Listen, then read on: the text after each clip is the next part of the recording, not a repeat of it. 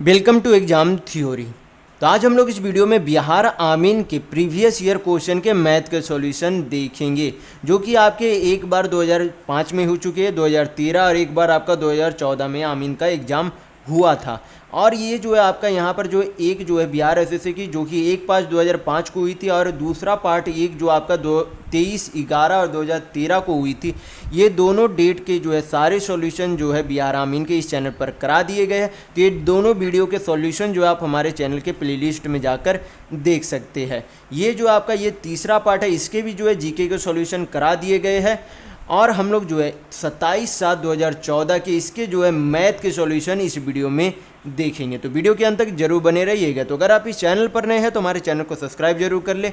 ये हमारा social media platform है, आप हमसे यहाँ भी जुड़ सकते हैं। इसके लिंक आपको इस वीडियो के डिस्क्रिप्शन बॉक्स में मिल जाएंगे। और इस वीडियो को अपने दोस्तों के साथ शेयर करना बिल्कुल भी नहीं भूलिएगा। तो चलिए बढ़ते आज के प्रश्नों की ओर। तो देखेंगे आज का क्वेश्चन नंबर 1, जो कि आपका जो है परीक्षाओं में दिया गया था 46वां नंबर में। तो यहाँ पर जो आपसे बोला जा रहा है कि निम्नलिखित अभिव्यक्ति के लिए सही मौखिक वाक्यांश क्या है। यानी कि ये जो आपका नंबर जो दिए गए 9 - 8 × 2 दिया गया, उसका जो है सही मेल खाता मौखिक के ये चारों ऑप्शनों में से कौन सा ऑप्शन सही होगा। तो हम लोग क्या करेंगे, सिंप्लीफिकेशन को ही सिंप्लीफाई कर लेंगे। सबसे पहले क्या करेंगे, सिंप्लीफाई करेंगे कि इसका जो है कितना आता है इंटीजर में वैल्यू। तो यहाँ पर जो हल करेंगे तो आपका कितना आएगा 9 - 8 × 2 करेंगे तो आपका कितना हो जाएगा 8 दूनी 16, यानी कि -16। तो 9 - 16 करेंगे तो आपका कितना आ जाएगा -7 आएगा। कितना आएगा -7 आएगा। तो अब हम लोग क्या करेंगे, ऑप्शन में देखेंगे किसका जो है हल करने पर आपका -7 आंसर आता है। तो सबसे पहले बाई ऑप्शन पहला ऑप्शन देखेंगे। तो यहाँ पर बोला जा रहा है कि 9 और 8 का अंतर को 2 गुना करना है। तो 9 और 8 का अंतर यानी कि डिफरेंस कितना होगा 1 होगा। और 1 को किससे गुना करना है 2 से गुना करना है। तो 1 को जब 2 से गुना करेंगे तो कितना आएगा 2 आएगा। लेकिन हमें चाहिए कितना -7 चाहिए। तो आपका ऑप्शन नंबर ए नहीं हो सकता। बी में देखेंगे, यहाँ पर ऑप्शन नंबर बी में है 8 और 2 का उत्पाद, यानी कि 8 और 2 का गुणज को किससे घटाना है 9 से घटाना है। यानी कि 8 को 2 से गुना करेंगे तो कितना आएगा 16 आएगा। और इस 16 को किससे घटाना है 9 से घटाना है। यानी कि क्या करना है आपको 9 से क्या घटाना है 16 घटाना है। तो आपका कितना आएगा -7 आएगा। हमें कितना चाहिए था -7 चाहिए था।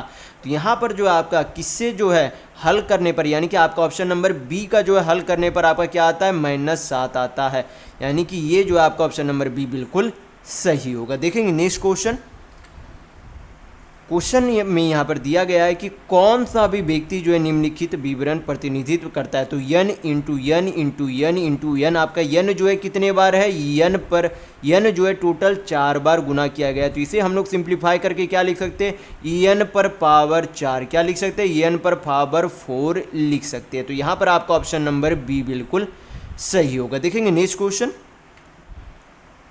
तो यहाँ पर देखेंगे क्वेश्चन में दिया गया है कि परिवर्तित बेस जो है 10 जो है संख्या 44 को बेस 2 में विभाजन विधि से किया जाएगा। तो इस तरीके का मैथ जो है सबसे पहले आपको इस तरीके से बनाया जाता है। जैसे कि 44 क्या है संख्या है, 44 संख्या और बेस हमें क्या बनाते जाना है 2 बनाते जाना है। और इधर जो आपका लिखाएगा वो क्या लिखाते हुए जाएगा रिमाइंडर, यानी कि शेषफल लिखाते हुए जाएगा। तो 2 हमें क्या बनाना है बेस बनाना है। तो 2 से भाग करेंगे तो कितना आ जाएगा यहाँ पर 22 बार में शेषफल कितना बचेगा 0। फिर क्या करेंगे, फिर 2 से भाग करेंगे तो यहाँ पर कितना आएगा 11 शेषफल आपका फिर कितना बचेगा 0। 2 से फिर से भाग देंगे तो आपका कितना जाएगा 5 बार में शेषफल अब कितना बच जाएगा 1 बचेगा, क्योंकि जब 11 को 2 से भाग करेंगे तो 5 बार में जाएगा और 1 शेषफल बचेगा। फिर जो है 2 से भाग करेंगे तो 2 बार में जाएगा, शेषफल आपका कितना बचेगा यहाँ पर फिर से आपका 1 बचेगा। फिर जो है आपका एक बार और यहाँ पर लगाएंगे तो 2 से जो है 2 से भाग करेंगे तो यहाँ पर कितना जाएगा 1 आएगा और शेषफल कितना जाएगा 0 जाएगा।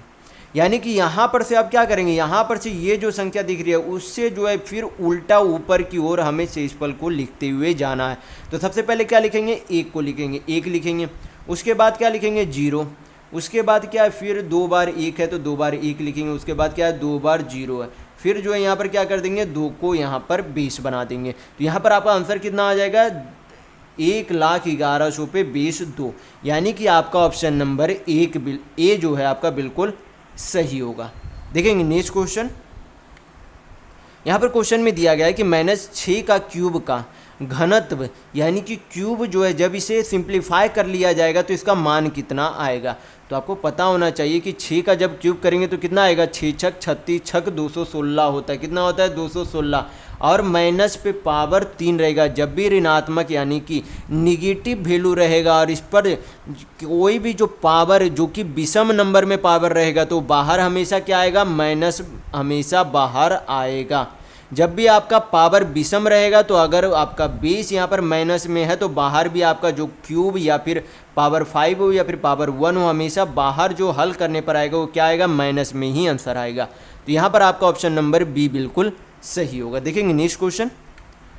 यहाँ पर क्वेश्चन में दिया गया है कि 3 स्क्वायर यानी कि square 3 square 2 whole square to the power of 2, यानी कि ये आपसे बोला जा रहा है कि 3 पर जो है क्या है, पावर स्क्वायर है और उस पर क्या है, होल पावर स्क्वायर है। ये आपसे बोला जा रहा है तो वही पूछा जा रहा है इसे जो है किस रूप में सिंप्लीफाई करके व्यक्त किया जा सकता है। तो यहाँ पर आपका क्या हो जाएगा, 3 पर पावर स्क्वायर पर होल पावर क्या हो जाएगा, स्क्वायर हो जाएगा। यानी कि आपका ऑप्शन नंबर ए बिल्कुल सही होगा। देखेंगे नेक्स्ट क्वेश्चन। यहाँ पर क्वेश्चन में दिया गया कि एक घनाभ यानी कि क्यूबाइड के आयतन यानी कि वॉल्यूम का फार्मूला क्या होता है। तो आपको पता होना चाहिए कि किसी भी घनाभ के वॉल्यूम का फार्मूला क्या होता है, length into breadth into height होता है। यानी कि लंबाई गुना चौड़ाई गुना ऊंचाई होता है। किसी भी घनाभ के आयतन का ये फार्मूला होता है। तो यहाँ पर आपका ऑप्शन नंबर सी बिल्कुल सही होगा। देखेंगे नेक्स्ट क्वेश्चन। यहाँ पर क्वेश्चन में दिया गया कि ए स्क्वायर का इतना में जो है मतलब कि ए स्क्वायर में क्या गुना किया गया, इसे जो है बीज गणितीय यानी कि इतना गुणक जो है बन जाता है। तो ए स्क्वायर में कितना क्या चीज़ गुना किया गया है वो निकालने के लिए क्या करेंगे, ये जो आपका टोटल गुणक दिया गया है यानी कि यक्स इंटू ए स्क्वायर इंटू पी क्यू दिया गया है, इसमें ए स्क्वायर का क्या गुणक किया है उसका निकालने के लिए क्या करेंगे, ए स्क्वायर से भाग दे देंगे। तो आपका कितना आएगा, ए स्क्वायर चला जाएगा तो आपका कितना बचेगा, यक्स इंटू पी पर पावर क्यू बचेगा। तो यहाँ पर आपका ऑप्शन नंबर डी बिल्कुल सही होगा। देखेंगे नेक्स्ट क्वेश्चन। यहाँ पर क्वेश्चन में दिया गया है कि एक वृत्त का व्यास यानी कि डायमीटर जो है इसकी त्रिज्या का कितना गुना होता है। तो आपको पता होना चाहिए ये एक वृत्त है, ये आपका सेंटर है वृत्त का, तो इसे का क्या कहा जाता है, त्रिज्या यानी कि रेडियस कहा जाता है। और जब इसी त्रिज्या को इधर भी बना दिया जाता है तो ये भी क्या है, आपका त्रिज्या है। इधर भी ये भी आपके त्रिज्या है, ये भी आपकी त्रिज्या है। लेकिन जब दोनों जुट गया, जब दोनों सरकमफेरेंस में ये जो है सेंटर से जुट गया तो ये आपका क्या बन जाता है, डायमीटर यानी कि व्यास बन जाता है। तो व्यास क्या हो जाता है, त्रिज्या का 2 गुना, क्योंकि 2 आ रहा है यानी कि 2 गुना रहता है। व्यास जो है क्या होता है, त्रिज्या का 2 गुना होता है। तो यहाँ पर आपका ऑप्शन नंबर बी बिल्कुल सही होगा। देखेंगे नेक्स्ट क्वेश्चन। यहाँ पर क्वेश्चन में दिया गया है कि बेस जो है 5 प्रणाली में सबसे बड़ा अंक क्या है, ये आपसे पूछा जा रहा है। तो यहाँ पर जो है बेस 5 प्रणाली में जो है सबसे बड़ा अंक क्या होगा, आपका 4 होगा। बेस 5 प्रणाली में सबसे बड़ा अंक आपका क्या होगा, 4 यानी कि 4 होगा। तो यहाँ पर आपका ऑप्शन नंबर सी बिल्कुल सही होगा। देखेंगे नेक्स्ट क्वेश्चन। यहाँ पर क्वेश्चन में दिया गया कि 2 इंटू 5 पे पावर 2 है प्लस 1 इंटू 5 पे पावर 1 है तो प्लस 0 इंटू 5 पे पावर 0 का अभिव्यक्त प्रणाली क्या होगा। तो यहाँ पर जो आपसे फिर से क्या पूछा जा रहा है, बेस पूछा जा रहा है। तो इन सारे का जो नंबर दिए गए उनका जो है बेस कितना होगा, तो बेस यहाँ पर आपका 5 यानी कि 5 होगा। तो यहाँ पर आपका ऑप्शन नंबर सी बिल्कुल सही होगा। कितना सही होगा, ऑप्शन नंबर सी यानी कि बेस बिल्कुल सही होगा। देखेंगे नेक्स्ट क्वेश्चन। यहाँ पर ये जो आपका एक तरीके से श्रृंखला यानी कि सीरीज, तो आपका ये आपका एक तरीके से रीजनिंग का क्वेश्चन है। तो इसे जो है हल करेंगे तो यहाँ पर जो है पहला अंक क्या दिया गया, 2 दिया गया, 7 दिया गया, फिर 14 दिया गया, 23 के बाद अगली संख्या पूछी जा रही है कि क्या आएगा। तो सबसे पहले देखेंगे 2 से 7 गया तो कितने की वृद्धि की गई है, प्लस 5 की वृद्धि की गई है। 7 से 14 गया तो कितने की वृद्धि की गई है, 7 की। 14 से 23 गया तो कितने की वृद्धि की गई है, 9 की। तो 23 जो अगली संख्या आएगी वो कितनी की वृद्धि की जाएगी, पहले में ये हमें क्या दिख रहा है, विषम संख्याओं का क्या हो रहा है, लगातार विषम संख्याओं का उतनी जो है क्या की जा रही है, वृद्धि की जा रही है। तो पहले में प्लस 5 किया गया, फिर प्लस 7, फिर प्लस 9, तो अबर में कितना किया जाएगा, प्लस 11 किया जाएगा। यानी कि 23 में कितना जोड़ा जाएगा, 11 जोड़ा जाएगा। तो 23 में 11 जोड़ेंगे तो आपका कितना आएगा, 34 आएगा। यानी कि 23 के बाद अगली संख्या कौन सी होगी, 34 होगी। तो यहाँ पर आपका ऑप्शन नंबर सी बिल्कुल सही होगा। देखेंगे नेक्स्ट क्वेश्चन, क्वेश्चन नंबर 57। यहाँ पर क्वेश्चन में दिया गया कि पूर्णांक जो है होल नंबर का सांकेतिक प्रतीक क्या होता है। तो आपको पता होना चाहिए होल नंबर का जो है सांकेतिक प्रतीक क्या होता है, डब्ल्यू होता है। तो यहाँ पर आपका ऑप्शन नंबर बी बिल्कुल सही होगा। और ये भी आपको पता होना चाहिए कि होल नंबर जो है किसे कहते हैं। तो 0 से 0, 1, 2, 3 से लेकर अनंत संख्याओं तक जितनी भी संख्या हो सकती है वहाँ तक जाने तक क्या कहते हैं, उसे होल नंबर यानी कि पूर्ण संख्या कहा जाता है। तो देखेंगे नेक्स्ट क्वेश्चन। यहाँ पर क्वेश्चन में दिया गया कि एक वृत्त की परिधि क्या है। एक वृत्त की परिधि क्या है जिसकी त्रिज्या 7 सेंटीमीटर है। तो सबसे पहले आपको पता होना चाहिए कि किसी भी वृत्त के परिधि यानी कि पेरीमीटर का फार्मूला क्या होता है। तो 2πr फार्मूला होता है। तो क्या करेंगे, फार्मूला पे त्रिज्या का वैल्यू पुट करेंगे, आपका आंसर आ जाएगा। तो 2π को क्या लिख सकते हैं, 22/7। त्रिज्या का मान कितना है, 7। हल करेंगे तो आपका क्या आ जाएगा, उस वृत्त का परिधि यानी कि पेरीमीटर आ जाएगा। तो हल करेंगे तो 7 से 7 चला गया, 22 दूनी आपका कितना हो जाएगा, 44 सेंटीमीटर होगा, जो कि उस वृत्त की परिधि होगी टोटल। तो यहाँ पर आपका ऑप्शन नंबर डी बिल्कुल सही होगा। देखेंगे नेक्स्ट क्वेश्चन।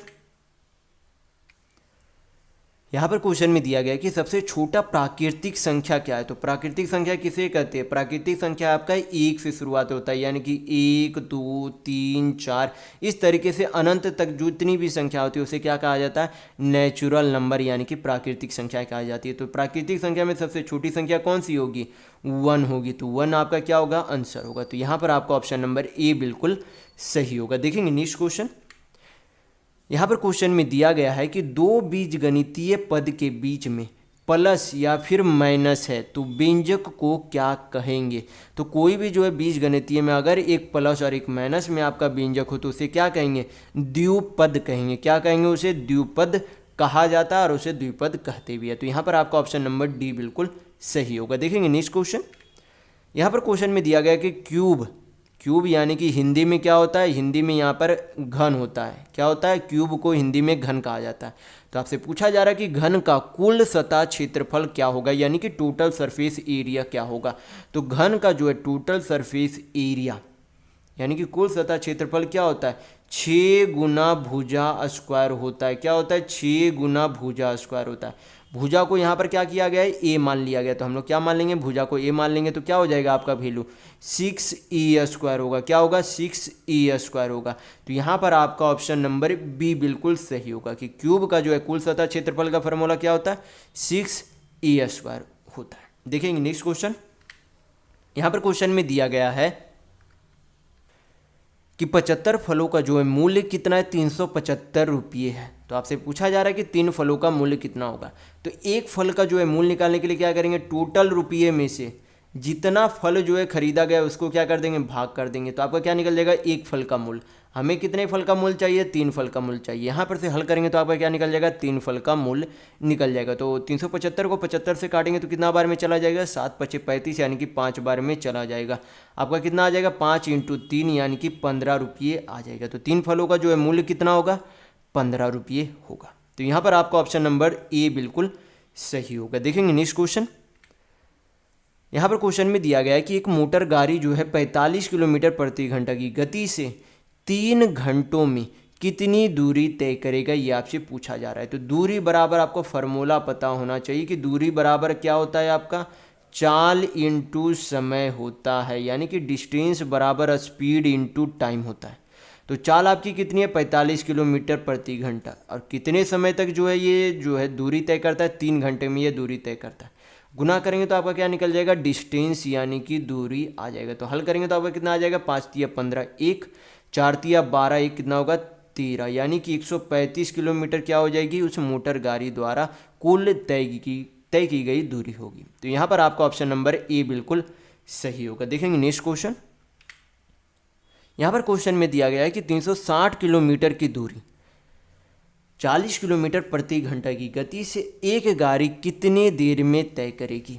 तो समय बराबर आपको पता होना चाहिए। तो समय निकालने का फार्मूला क्या होता है, समय बराबर आपका होता है दूरी बटा चाल होता है, यानी कि टाइम बराबर डिस्टेंस बाई स्पीड होता है। तो ये आप हमेशा याद रखिएगा। तो हमें क्या निकालना है, समय यानी कि टाइम निकालना है। तो ऊपर क्या लिखेंगे, दूरी। तो 360 किलोमीटर दूरी है, उसे जो है कितना की चाल से जाता है, 40 किलोमीटर प्रति घंटा की चाल से। हल करेंगे तो आपका क्या निकल जाएगा, समय निकल जाएगा। तो 360 को 40 से काटेंगे तो कितना बार में चला जाएगा, 9 बार में, यानी कि समय आपका कितना आ जाएगा, 9 घंटा, यानी कि 9 घंटा आएगा। तो यहाँ पर आपका ऑप्शन नंबर बी बिल्कुल सही होगा। देखेंगे नेक्स्ट क्वेश्चन। यहाँ पर क्वेश्चन में दिया गया है कि यदि एक दुकानदार बैंक से 8,000 रुपये उधार में 15% की प्रति वर्ष पर जो है 3 साल के लिए जो है लेता है, उसे जो है ऋण लौटाते समय जो है कितना ब्याज देना होगा। तो यहाँ पर आपको जो है पता होना चाहिए कि यहाँ पर जो है पहले दिया गया है कि 1 साल में जो है कितना प्रतिशत ब्याज लगता है, 15% ब्याज लगता है, और टोटल जो है कितने समय तक जो है ब्याज लगता है, 3 साल तक ब्याज लगता है। तो अगर 1 साल में 15% ब्याज लगता है तो 3 साल में कितना प्रतिशत ब्याज लगेगा, तो 15 × 3 करेंगे तो कितना आ जाएगा आपका, 45%, यानी कि 3 साल में कुल मिलाकर 45% साधारण ब्याज लगेगा। यानी कि हमें रुपये में साधारण ब्याज निकालने के लिए क्या करेंगे, 8,000 का 45% निकालेंगे। तो 8,000 का 45% निकालने के लिए क्या करेंगे, 8,000 × 45% हटाएंगे नीचे 100, हल करेंगे तो आपका क्या निकल जाएगा, साधारण ब्याज निकल जाएगा। तो हल करेंगे तो 2 शून्य 2 शून्य चला गया, 45 दूनी 90, 9 चौक 36, यानी कि आपका कितना आ जाएगा टोटल साधारण ब्याज, 3600 रुपये आएगा। तो यहाँ पर आपका ऑप्शन नंबर सी बिल्कुल सही होगा। देखेंगे नेक्स्ट क्वेश्चन। यहाँ पर क्वेश्चन में दिया गया है कि एक समान अनुपात के प्रथम, द्वितीय और चौथे अंक क्रमशः जो है 16, 24 और 54 है। तो आपसे पूछा जा रहा है कि तीसरा अंक जो है इस क्रम में क्या होगा। तो यहाँ पर जो है समान अनुपात क्या होता है, पहली संख्या बटा दूसरी संख्या बराबर क्या होता है, तीसरी संख्या बटा चौथी संख्या होता है, जब ये समान अनुपात में होते हैं। तो इस तरीके से आप जो है किसी का भी जो है वैल्यू निकाल सकते हैं जब 3 अंकों का जो है वैल्यू दिया रहा है। तो यहाँ पर कौन कौन दिया गया, प्रथम संख्या का दिया गया, तो कितना दिया गया, 16। दूसरी संख्या यानी कि द्वितीय कितनी दी गई है, 24 दी गई है। तीसरा का हमें क्या करना है, निकालना है, तो तीसरा को तीसरा से डिनोट कर देंगे। चौथा का कितना दिया गया, 54 दिया गया।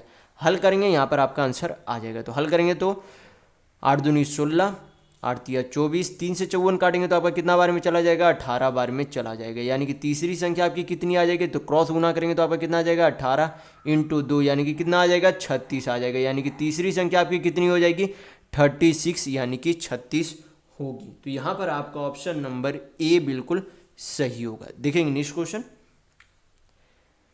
यहाँ पर क्वेश्चन में दिया गया है कि 4:7 और ये जो है प्रोपोर्शनल दिया गया है, 6:28, 7 और 16 जो है क्या कहलाता है। यानी कि ये जो आपका मेन प्रोपोर्शन, यानी कि ये जो आपका प्रोपोर्शनल में दिया गया है उसमें पूछा जा रहा है कि 7 और 16 जो है क्या कहलाती है। तो क्या पूछा जा रहा है आपसे कि 7 और 16 जो है क्या कहलाती है। तो 7 और 16 जो आपका क्या कहलाती है, मध्य पद, यानी कि आपका ऑप्शन नंबर यहाँ पर बी बिल्कुल सही होगा कि क्या कहलाती है, मध्य पद कहलाती है। तो यहाँ पर आपका ऑप्शन नंबर बी सही होगा। तो देखेंगे नेक्स्ट क्वेश्चन।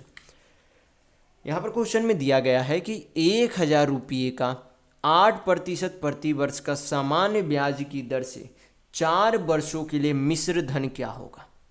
तो आपको पता होना चाहिए कोई भी मूलधन जो है खुद में जो है कितना प्रतिशत होता है, 100% होता है। और यहाँ पर बोला गया कि 1 साल में 8% का साधारण ब्याज लगता है। तो टोटल कितने समय तक जो है साधारण ब्याज लगता है, यानी कि सिंपल इंटरेस्ट 4 सालों तक लगता है। तो अगर 1 साल में 8% का ब्याज लगता है तो कुल 4 साल में कितने प्रतिशत का ब्याज लगेगा, तो 8 चौक 32% ब्याज लगेगा। और जब इन दोनों को यानी कि प्रिंसिपल और ESI यानी कि मूलधन प्लस साधारण ब्याज जोड़ देंगे तो आपका क्या निकल जाएगा, अमाउंट निकल जाएगा परसेंट में वैल्यू का। तो यहाँ पर जो है कितना परसेंट अमाउंट आ जाएगा, 132% आपका अमाउंट यानी कि मिश्र धन आएगा। तो हमें जो ये अमाउंट परसेंट में नहीं, किस में चाहिए, रुपये में चाहिए। तो यहाँ पर दिया गया है कि 1,000 रुपये क्या है, प्रिंसिपल यानी कि मूलधन है, यानी कि 100% का वैल्यू कितना, 1,000 रुपये है। तो 1% का वैल्यू कितना हो जाएगा, 10 रुपये। हमें कितना चाहिए, 132% का वैल्यू चाहिए। तो क्या करेंगे, 10 में 132 गुना करेंगे तो आपका कितना हो जाएगा, 1,320 रुपया होगा। यानी कि 4 वर्षों के बाद मिश्र धन यानी कि अमाउंट आपको कितना देना होगा, तो यहाँ पर 1,320 रुपये देना होगा। तो यहाँ पर आपका ऑप्शन नंबर ए बिल्कुल सही होगा। देखेंगे नेक्स्ट क्वेश्चन। यहाँ पर क्वेश्चन में दिया गया है कि p जो है, p का ये जो है वैल्यू दिया गया संख्या में, q का वैल्यू दिया गया, r का वैल्यू दिया गया। तो यहाँ पर जो है पूछा जा रहा है कि p intersection q intersection r का मान कितना होगा। यहाँ पर सबसे पहले क्या करेंगे, p इंटरसेक्शन क्या करेंगे, q करेंगे। यहाँ पर जो है p इंटरसेक्शन q करेंगे, यानी कि कौन कौन सी संख्या जो है दोनों में समान है ये हमें देखना है। तो p में भी 5 है, q में भी 5 है, तो यहाँ पर क्या कर देंगे, इंटरसेक्शन में वैल्यू 5 लिखा जाएगा। फिर जो है p में वैल्यू 6 है लेकिन q में वैल्यू 6 नहीं है, तो 6 नहीं ले सकते। 7 p में भी है, 7 q में भी है, तो 7 ले लेंगे। फिर आपका क्या है, आपका 8 p में है लेकिन q में नहीं है। फिर 9 जो आपका p में भी है q में है, तो 9 ले लेंगे। फिर उसके बाद आपका क्या है, 10 p में भी है और q में भी है, तो 10 ले लेंगे। फिर उसके बाद आपका 20 जो है ना ही p में है, ना p में है लेकिन q में नहीं है। और 11 और 15 जो है q में है, p में नहीं है। तो p और q का जो इंटरसेक्शन वैल्यू कितना आ जाएगा, 5, 7, 9, 10 आ जाएगा। अब हमें क्या चाहिए, p और q का तो इंटरसेक्शन वैल्यू आ गया, तो हमें चाहिए p intersection q intersection r का इंटरसेक्शन का वैल्यू चाहिए। तो p और q का जो है कितना आया था, तो p और q का 5, 7, 9, 10 आया। फिर हमें जो है इसमें से इंटरसेक्शन किस में से करके देखना है, r में से। तो r में कौन कौन सी संख्या है, 5 है आपका, 10 है, 15 है, 20 है, 25 है। तो अब देखेंगे इन दोनों संख्या में से कौन कौन सी संख्या समान है, वही आपका क्या हो जाएगा, p intersection q intersection r का जो है वैल्यू होगा। तो इन यहाँ पर भी 5 है, यहाँ पर भी 5 है, तो 5 आपका यहाँ पर आ जाएगा। 7 जो है यहाँ पर है लेकिन 7 इस वाले में नहीं है, तो 7 नहीं ले सकते। 9 भी आपका दोनों में नहीं है, 10 आपका दोनों में है, तो 10 आप यहाँ पर ले सकते हैं। तो यहाँ पर दो ही संख्या जो कि तीनों में हमें देखने को मिल रही है। तो यहाँ पर आपका ऑप्शन नंबर डी यहाँ पर आपका बिल्कुल सही होगा। देखेंगे नेक्स्ट क्वेश्चन। तो देखेंगे यहाँ पर क्वेश्चन में दिया गया है कि कुर्सी का जो है अंकित मूल्य कितना है, 500 रुपये है। यदि 16% उस पर बट्टा यानी कि डिस्काउंट दिया जाता है तो वस्तु का विक्रय मूल्य क्या होगा, ये आपसे पूछा जा रहा है। तो 500 क्या है, वस्तु का अंकित मूल्य है। किसी भी वस्तु का अंकित मूल्य खुद में 100% होता है, तो 100% के समान में 16% की छूट दे रहा है, यानी कि कितना में बेच रहा है, तो क्या करेंगे, 100 माइनस 16 करेंगे, तो आपका कितना हो जाएगा, 84% होगा। यानी कि उस वस्तु को कितने में बेच रहा है, 84% में बेच रहा है। तो परसेंट हटाएंगे तो नीचे कितना आ जाएगा, 100 हो जाएगा। हल करेंगे तो आपका क्या निकल जाएगा, विक्रय मूल्य निकल जाएगा। तो हल कर लेंगे यहाँ पर, तो 2 शून्य चला गया। हल करेंगे तो 5 चौक 20, हाथ में 2 8 25 40 और 2 42, यानी कि 420 रुपये में उसे क्या कर दिया गया, बेच दिया गया। तो यहाँ पर आपका ऑप्शन नंबर सी बिल्कुल सही होगा। देखेंगे नेक्स्ट क्वेश्चन। यहाँ पर क्वेश्चन में दिया गया है कि आधार 10 पद्धति में कुल अंकों की संख्या कितनी है, ये आपसे पूछा जा रहा है। तो यहाँ पर जो है टोटल जो है कितने में बोला जा रहा है कि आधार 10 पद्धति में कुल जो है अंकों की संख्या कितनी है। तो यहाँ पर जो है पद्धति जो है कितने हो जाएंगे, तो 0 से लेके 0, 1, 2, 3, 4, 5, 6, 7, 8, 9, ये टोटल कितने पद्धति हो गए, 10 पद्धति हो गए। इनमें जो है टोटल कितने संख्या है, तो टोटल जो है 1 डिजिट की आपकी संख्या है, तो टोटल कितने जो है अंकों की संख्या है, तो टोटल 10 डिजिट यानी कि 10 अंकों की संख्या है। तो यहाँ पर आपका ऑप्शन नंबर डी बिल्कुल सही होगा। देखेंगे नेक्स्ट क्वेश्चन। यहाँ पर क्वेश्चन में दिया गया कि 143 जो है आधार 5 है, तो आधार 10 का जो है अपरूप यानी कि आधार जो है 10 का रूप क्या होगा, ये आपसे पूछा जा रहा है। तो 143 को जो है हम लोग जो है इसका जो है आधार रूप इस तरीके से तोड़ा जा सकता है कि 1 × 5p² प्लस 4 × 5p⁻1 प्लस इसको जो है आधार के रूप में इस तरीके से तोड़ा जा रहा है कि 3 × क्या हो जाएगा आपका 5/0 हो जाएगा। इसे हल करेंगे तो आपका क्या निकल जाएगा, आंसर निकल जाएगा। तो हल कर लेंगे, यहाँ पर आपका कितना आएगा, 5 × 5 = 25, 5 का स्क्वायर करेंगे तो 5 × 5 = 25, × 1 करेंगे तो कितना आएगा आपका 25 आएगा, प्लस 5p⁻1 है तो कितना आ जाएगा, 5 चौक 20 आ जाएगा, प्लस 5p⁻0। तो कोई भी जो है अगर कोई भी संख्या पर पावर 0 हो यानी कि a पर पावर 0 हो तो क्या होता है, उसका मान 1 होता है। तो 5p⁻0 यानी कि 1 आएगा, 3 × 1 करेंगे तो कितना होगा, 3 होगा। हल करेंगे तो 25 और 3 28, 28 और 20 आपका कितना हो जाएगा, 48 होगा। यानी कि हल करने पर आपका कितना आएगा आंसर, 48। तो यहाँ पर आपका ऑप्शन नंबर बी बिल्कुल सही होगा। देखेंगे नेक्स्ट क्वेश्चन। यहाँ पर क्वेश्चन में दिया गया कि सबसे छोटी पूर्ण संख्या यानी कि होल नंबर क्या है। तो होल नंबर जो है मैंने अभी आपको इस वीडियो में बताया कि होल नंबर किससे शुरू होता है, 0 1 2 3 जितनी संख्या जो है अनगिनत नंबर तक जो संख्या जाती है उन्हें क्या जाता है, पूर्ण संख्या कहा जाता है। तो सबसे छोटी जो है होल नंबर यानी कि पूर्ण संख्या कितना है, 0 है। यही आपका क्या हो जाएगा, आंसर होगा, यानी कि आपका ऑप्शन नंबर ए बिल्कुल सही होगा। देखेंगे नेक्स्ट क्वेश्चन। यहाँ पर क्वेश्चन में बोला जा रहा है कि +4 संख्या रेखा में 0 के जो है 0 के किस ओर होगा, यानी कि आपका डिजिट जो है किस तरीके से होता है। यहाँ पर जो है 0, इधर आपका क्या हो जाएगा, पॉजिटिव में नंबर चलते हुए जाएगा, +1 +2 +3 इस तरीके से +4, और इधर जो आपका क्या होगा, निगेटिव में चलते हुए जाएगा, इधर -3 -4 इस तरीके से आपका नंबर जाएगा। तो 0 का +4 किस ओर आएगा, तो 0 का ये जो इधर जो आपका जा रहा है, क्योंकि +4 किधर है, इधर है, तो 0 का ये किस साइड है, दाहिने साइड है, यानी कि राइट साइड है। किस साइड है, राइट साइड, यानी कि दाहिने साइड है, +4 है 0 के। तो यहाँ पर आपका ऑप्शन नंबर सी बिल्कुल सही होगा। देखेंगे नेक्स्ट क्वेश्चन। यहाँ पर क्वेश्चन में दिया गया है कि +7 में किस संख्या को घटाने से उत्तर क्या आना चाहिए, -7 आना चाहिए।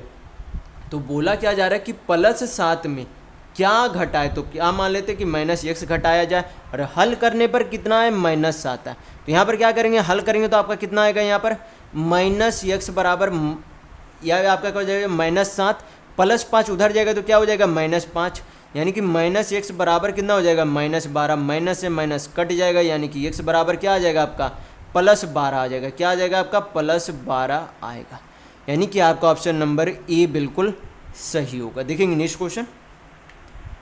यहाँ पर क्वेश्चन में दिया गया है कि -10 प्लस यहाँ पर खाली आसान को मान लेते कि x है, बराबर -4 है, तो खाली आसान यानी कि x का वैल्यू क्या हो गया। तो हल करेंगे तो x बराबर आपका क्या हो जाएगा, -4 है, -10 है, उधर भेजेंगे तो क्या हो जाएगा, +10 हो जाएगा। हल करेंगे तो आपका कितना आ जाएगा, x बराबर +6 आएगा। कितना आएगा, x बराबर +6 आएगा। तो यहाँ पर आपका ऑप्शन नंबर ए बिल्कुल सही होगा। देखेंगे नेक्स्ट क्वेश्चन। यहाँ पर क्वेश्चन में दिया गया है कि कितनी बार आधार को गुना किया जाए उसके संकेतक को क्या कहा जाता है। तो ये जो आपका क्वेश्चन जो है कुछ गलत दिया हुआ था, परीक्षाओं में भी आपका गलत दिया हुआ था, तो इस क्वेश्चन को हम लोग क्या करेंगे, स्किप करेंगे। तो देखेंगे नेक्स्ट क्वेश्चन। यहाँ पर क्वेश्चन में दिया गया है कि यदि एक ऋणात्मक यानी कि निगेटिव नंबर, क्या निगेटिव नंबर आपका क्या होता है, निगेटिव नंबर, ऋणात्मक यानी कि निगेटिव और धनात्मक यानी कि पॉजिटिव होता है। तो बोला जा रहा है कि यदि एक ऋणात्मक संख्या का घात यानी कि पावर क्या हो, विषम हो। घात यानी कि क्या होता है, पावर, यानी कि पावर जो है क्या हो, विषम संख्या हो, तो इनका मान हमेशा क्या होगा। तो कोई बोल रहा है कि कोई ऋणात्मक संख्या, तो हम लोग मान लेते कि -2 कोई ऋणात्मक संख्या, उस पर घात बोला जा रहा है कि कोई विषम हो, यानी कि घात कोई भी हो सकता है, 1 भी हो सकता है, 3 भी हो सकता है, 5 भी हो सकता है, ये सारे क्या होते हैं, विषम संख्याएं होती है। कुछ भी हो सकता है, 5 7 9 11 13 जो भी विषम संख्या होती है। यहाँ पर क्या करेंगे, 3 बैठा के देखते। तो अगर -2 पे पावर 3 करेंगे तो 2 दूनी 4 दूनी 8, और माइनस का क्या हो जाता है, जब पावर, आपको हमेशा ध्यान रखना है कि जब भी कोई संख्या पर कोई भी संख्या जब निगेटिव में हो और उसका पावर विषम संख्या में हो तो उसे हल करने पर हमेशा जो है क्या आएगा, उसका मान हमेशा निगेटिव यानी कि ऋणात्मक में ही आएगा। तो अगर कोई भी ऋणात्मक संख्या उस पर पावर यानी कि घात विषम संख्याएं हो तो उनका हल करने पर हमेशा जो है कैसी संख्या आएगी, ऋणात्मक यानी कि निगेटिव नंबर आएगी। तो यहाँ पर आपका ऑप्शन नंबर बी बिल्कुल सही होगा। देखेंगे नेक्स्ट क्वेश्चन। यहाँ पर क्या दिया गया, -9 + 6a + 4a - 7a को सरल यानी कि सिंप्लीफाई करने के लिए आपसे बोला जा रहा है। तो क्या करेंगे, माइनस वाले को जोड़ेंगे तो -9a अब -7a, तो जोड़ने पर आपका कितना आ जाएगा, -9 से 16a। प्लस वाले को जोड़ेंगे तो 6 4 कितना हो जाएगा, 10a हो जाएगा। तो -16a + 10a करेंगे, हल करेंगे तो आपका कितना आ जाएगा, -6a आएगा। तो यहाँ पर आपका ऑप्शन नंबर डी बिल्कुल सही होगा। देखेंगे नेक्स्ट क्वेश्चन। यहाँ पर क्वेश्चन में दिया गया है कि वृत्त के परिधि पर किन्हीं 2 बिंदुओं को मिलाने वाली रेखा को क्या कहा जाता है। तो वृत्त की परिधि पे मान लीजिए ये 2 बिंदु है, इधर से इधर ये 2 बिंदु है, एक बिंदु इधर है, ये दोनों जो है क्या है, परिधि पर ही बिंदु है, दोनों को मिलाते तो उसे क्या कहा जाता है, कॉर्ड कहा जाता है। कॉर्ड यानी कि जीवा कहा जाता है हिंदी में। क्या कहा जाता है, जीवा कहा जाता है हिंदी में। लेकिन आप ये भी बोल सकते हैं कि ये भी जो आपका एक तरीके से क्या होता है, ये भी आपका व्यास भी जो है यहाँ पर, ये जो व्यास यानी कि डायमीटर है वो भी तो इसके सरकमफेरेंस पे ही मिलाया जा रहा है। लेकिन आपको पता होना चाहिए कि हर एक व्यास क्या होता है, कॉर्ड होता है, यानी कि हर एक जो है आपका व्यास क्या होता है, जीवा बनती है, लेकिन हर एक जीवा व्यास नहीं होता है। यानी कि इस व्यास को भी हम लोग क्या बोल सकते हैं, एक बोल सकते हैं, क्योंकि ये जो है बोला जाता है कि किसी भी सर्कल का अगर सबसे बड़ा जीवा बोल दिया जाए तो आपको यहाँ पर अगर परीक्षाओं में आपसे पूछ लिया जाए कि किसी भी सर्कल का सबसे बड़ा जीवा कौन सा होता है, तो सबसे बड़ी जीवा किसी सर्कल का उसका व्यास ही होता है।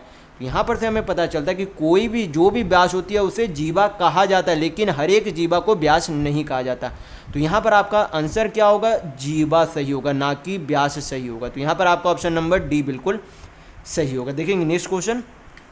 यहाँ पर क्वेश्चन में दिया गया है कि एक वृत्त का भाग जो 2 त्रिज्याओं और एक चाप से घिरा हुआ हो तो उसे क्या कहा जाता है। इस तरीके से आपसे बोला जा रहा है कि यहाँ पर सेंटर है, उसकी जो है 2 त्रिज्याओं से घिरा हुआ है और एक जो है किससे घिरा हुआ, चाप से घिरा हुआ, तो इसको जो है क्या कहा जाता है, इसको क्या कहा जाता है, तो इसे जो है क्या कहा जाता है, सेक्टर कहा जाता है। इसे जो है क्या कहा जाता है, सेक्टर कहते हैं। यानी कि आपका ऑप्शन नंबर सी बिल्कुल सही होगा। देखेंगे नेक्स्ट क्वेश्चन। यहाँ पर क्वेश्चन में दिया गया है कि वृत्त का क्वेश्चन मार्क कि उसका जो है व्यास और पाई का गुणनफल क्या होगा। तो आपको पता होना चाहिए किसी भी वृत्त का जो है परिधि का फार्मूला क्या होता है, 2πr होता है। यानी कि हम लोग इसे बोल सकते हैं कि पाई इंटू क्या होता है, 2r होता है। और 2r मतलब क्या हो जाता है, उस 2r मतलब हम बोल सकते हैं कि उस जो है वृत्त का डायमीटर के बराबर होता है। यानी कि उस 2r के बराबर हम क्या लिख सकते हैं, उस वृत्त की व्यास की लंबाई भी लिख सकते हैं। यानी कि पाई इंटू डी, व्यास मतलब क्या होता है, डायमीटर को मैंने यहाँ पर डी से डिनोट किया, तो पाई इंटू डी आपका क्या बन जाएगा, एक तरीके से परिधि यानी कि पेरीमीटर बनेगा। तो यानी कि आपको परिधि कहा जाता है। तो यहाँ पर आपका ऑप्शन नंबर बी बिल्कुल सही होगा। देखेंगे नेक्स्ट क्वेश्चन। यहाँ पर क्वेश्चन में दिया गया है कि एक चक्का का व्यास जो है 1.7 मीटर है, तो 120 चक्कर लगाने के बाद वो कितनी दूरी तय करेगा। तो मैंने अभी जो है पिछले क्वेश्चन में ही बताया कि इसका जो है फार्मूला क्या हो जाता है, अगर डायमीटर दिया हुआ रहे और आपसे जो है पेरीमीटर का मतलब आपसे बोले तो क्या कर सकते हैं, पाई इंटू डी से भी हम लोग क्या निकाल सकते हैं, पेरीमीटर यानी कि परिधि निकाल सकते हैं वृत्त का। तो यहाँ पर क्या दिया गया है, डी यानी कि व्यास का वैल्यू दिया गया है। तो आपको क्या करेंगे, यहाँ पर पाई जो है पाई इंटू डी कर सकते हैं, ये फार्मूला यहाँ पर लगा सकते हैं। तो पाई का जो है पॉइंट में वैल्यू कितना होता है, 3.14 समथिंग आपका वैल्यू होता है, इंटू डायमीटर कितना 1.7 मीटर है। कितने चक्कर लगाएंगे, 120 चक्कर लगाएंगे। हल करेंगे आपका आंसर आ जाएगा। तो हल कर लेंगे, यहाँ पर पॉइंट हटाएंगे तो नीचे कितना आ जाएगा, 10, 1 चला गया। 17 इंटू 12 करेंगे, 17 इंटू 12 करेंगे तो आपका 170 और 34 आपका कितना होगा, 204 होगा। 204 इंटू क्या करेंगे, 314/100। हल करेंगे, यहाँ पर गुना करने पर आपका कितना आएगा, गुना करके हम लोग देख लेंगे। तो यहाँ पर आपका आएगा 14 चौक 56, 4 तिया 12, 3 शून्य, 14 दूनी 28 और 3 दूनी 6। हल करने पर 6, 5, 8 2 10, हाथ में 1, 2 1 3 1 4, यानी कि आपका कितना आ जाएगा, बटा 100 भी है नीचे में। तो हल करेंगे तो कितना आ जाएगा, 640.56 जो है क्या आ जाएगा, मीटर में आएगा। कितना आएगा, 640.56 मीटर आपका आंसर आएगा, जो कि आपका कोई भी ऑप्शन में नहीं दिया गया है। तो यहाँ पर जो है ऑप्शन आपका गलत है। यहाँ पर आपका ये जो है आंसर कितना ही आएगा आपका, यहाँ पर जो आंसर 640 मीटर, या फिर हम यहाँ पर जो है समथिंग बोल सकते हैं कि 640 मीटर आएगा, लेकिन कोई भी ऑप्शन में आंसर नहीं दिया गया है। तो यहाँ पर जो है बोल सकते हैं कि ये जो है इतना ही आपका सही होगा, क्योंकि ऑप्शन में नहीं दिया है। तो बोल सकते हैं कि ऑप्शन आपका यहाँ पर गलत है, ऑप्शन आपका गलत है, आंसर आपका 640 ही आएगा। देखेंगे नेक्स्ट क्वेश्चन। यहाँ पर क्वेश्चन में दिया गया है कि एक वृत्त की परिधि जिसकी त्रिज्या 2.8 सेंटीमीटर है, तो पूछा जा रहा है कि परिधि क्या होगा। तो परिधि का फार्मूला अभी मैंने आपको बताया कि परिधि का फार्मूला क्या होता है, 2πr होता है। क्या होता है, 2πr होता है। तो हल करेंगे, 2 पाई को क्या लिख सकते हैं, 22/7, त्रिज्या कितना है 28, यानी कि 2.8 है। पॉइंट हटाएंगे तो नीचे कितना आ जाएगा, 10। हल करेंगे तो 7 चौक 28, या गुना करेंगे तो 22 चौक 88, 88 दूनी कितना हो जाएगा, 176/10। पॉइंट में वैल्यू है तो पॉइंट में कितना करेंगे, 17.6 सेंटीमीटर आपका टोटल परिधि यानी कि पेरीमीटर उस वृत्त का आएगा। तो यहाँ पर आपका ऑप्शन नंबर डी बिल्कुल सही होगा। देखेंगे नेक्स्ट क्वेश्चन। यहाँ पर क्वेश्चन दिया गया कि जब एक ऋणात्मक यानी कि निगेटिव संख्या का घात यानी कि पावर क्या हो, सम यानी कि आपका इवेन नंबर हो, क्या हो, इवेन नंबर हो, पावर इवेन नंबर यानी कि सम संख्या हो, तब इसका जो है चिन्ह क्या होगा। यानी कि जैसे कि मान लें ऋणात्मक संख्या कोई -2 है, उस पर पावर अगर सम यानी कि इवेन नंबर बैठाया जाए, जैसे कि 2, 4, 6, 8 इस तरीके से सम संख्या बैठाया जाए, तो हम लोग क्या करेंगे, यहाँ पर 2 पावर करके देखते हैं। तो जब 2 का स्क्वायर करेंगे तो 2 दूनी 4, माइनस आपका क्या हो जाएगा, हट जाएगा। तो आपको ध्यान रखना है कि ऋणात्मक संख्या में जब पावर सम संख्या यानी कि इवेन नंबर हो, तब उसे सिंप्लीफाई करने पर आपका जो नंबर आएगा वो हमेशा किस में आएगा, पॉजिटिव यानी कि धनात्मक में आएगा। तो यहाँ पर आपका ऑप्शन नंबर ए बिल्कुल सही होगा। देखेंगे नेक्स्ट क्वेश्चन। यहाँ पर क्वेश्चन में दिया गया है कि यदि एक त्रिभुज के सभी कोण जो है 90 डिग्री से कम हो तो उस त्रिभुज को क्या कहते हैं, ये आपसे पूछा जा रहा है। तो जब किसी त्रिभुज के सभी कोण जो है 90 डिग्री से कम होते हैं तो उसे क्या कहा जाता है, न्यून कोण कहा जाता है। यहाँ पर आपका ऑप्शन नंबर बी बिल्कुल सही होगा। जब आपका कोई कोण 90 डिग्री से अधिक हो तो अधिक कोण कहते हैं। जब आपका कोई कोण जो है 90 डिग्री हो, समकोण में होता है कि जब आपका कोई कोण जो है 90 डिग्री हो तो उसे समकोण कहते हैं। असमबाहु त्रिभुज जिनका तीनों एंगल क्या हो, बराबर हो, यानी कि तीनों एंगल कितना हो, 60 डिग्री हो, तो उसे क्या कहते हैं, समबाहु त्रिभुज कहते हैं। और अधिक कोण भी मैंने आपको बता दिया कि जिसका कोण जो है 90 डिग्री से अधिक हो उसे न्यून कोण अधिक कोण कहते हैं, और 90 डिग्री से कम वाले को क्या कहते हैं, न्यून कोण कहते हैं। तो यहाँ पर आपका ऑप्शन नंबर बी बिल्कुल सही होगा। देखेंगे नेक्स्ट क्वेश्चन। यहाँ पर क्वेश्चन में दिया गया है कि किस चिन्ह से अंक 5 समुच्च ए के अवयव होने का बोध होता है। तो ए के जो है 5 समुच्च के ए के अवयव का जो है किसे बोध किया जाता है, इस वाले साइन से जो है अवयव का बोध किया जाता है। तो यहाँ पर आपका ऑप्शन नंबर ए बिल्कुल सही होगा। देखेंगे नेक्स्ट क्वेश्चन। यहाँ पर क्वेश्चन में पूछा जा रहा है कि 200 ग्राम का 50% कितना होगा। तो 200 ग्राम का कितना, 50%, परसेंट हटाएंगे तो नीचे कितना आ जाएगा, 100, हल करेंगे तो 0 0 50 × 2 यानी कि कितना हो जाएगा, 100 kg होगा। कितना होगा, 100 kg। तो यहाँ पर आपका ऑप्शन नंबर बी बिल्कुल सही होगा। देखेंगे नेक्स्ट क्वेश्चन। यहाँ पर क्वेश्चन में दिया गया कि एक संख्या का 20% कितना है, 80 है। एक संख्या का 20% कितना है, 80 है। तो वह संख्या क्या है, तो आपको पता होना चाहिए। कोई भी संख्या खुद में कितना प्रतिशत होता है, 100% होता है। तो यहाँ पर बोला गया कि एक संख्या का 20% 80 है, तो हमें क्या चाहिए, 100% का वैल्यू चाहिए। तो दोनों तरफ क्या कर देंगे, 5 से गुना कर देंगे तो आपका क्या निकल जाएगा, 100% का वैल्यू। तो कितना हो जाएगा, 20 25 100%, और 100% का वैल्यू कितना हो जाएगा, 80 × 5 यानी कि 8 25 40 यानी कि 400 होगा। तो यानी कि वो संख्या कितनी है, तो 400 है। तो यहाँ पर आपका ऑप्शन नंबर ए बिल्कुल सही होगा। देखेंगे नेक्स्ट क्वेश्चन। यहाँ पर क्वेश्चन में दिया गया कि p+4 × p+5 का गुणनफल यानी कि मल्टीप्लिकेशन क्या होगा। तो यहाँ पर जो है सिंप्लीफाई करेंगे तो यहाँ पर आपका कितना आ जाएगा, p × p यानी कि p², 4p यहाँ पर गुना करेंगे तो 4p, 5 × p यानी कि 5p, तो +4p + 5p यानी कि कितना हो जाएगा, 9p, और ये दोनों गुना करेंगे तो आपका कितना हो जाएगा, +4 और +5 को गुना करेंगे तो कितना हो जाएगा, 5 चौक 20 + 20 होगा। यानी कि कितना हो जाएगा, p+4 × p+5 को सिंप्लीफाई करेंगे तो आपका कितना आएगा, p² + 9p + 20 आएगा। यानी कि आपका यहाँ पर ऑप्शन नंबर ए बिल्कुल सही होगा। तो इस वीडियो में बस इतना ही। अगर आपको वीडियो पसंद आया तो लाइक जरूर कीजिएगा, नए हैं तो चैनल को सब्सक्राइब जरूर कर लीजिएगा। ये हमारा सोशल मीडिया प्लेटफॉर्म है, आप हमसे यहाँ भी जुड़ सकते हैं। इसके लिंक आपको इस वीडियो के डिस्क्रिप्शन बॉक्स में मिल जाएंगे। और इस वीडियो को अपने दोस्तों के साथ शेयर करना बिल्कुल भी नहीं भूलिएगा, ताकि उन्हें भी इस वीडियो से लाभ मिल सके। तो इस वीडियो में बस इतना ही, मिलते हैं अगले वीडियो में, तब तक के लिए धन्यवाद।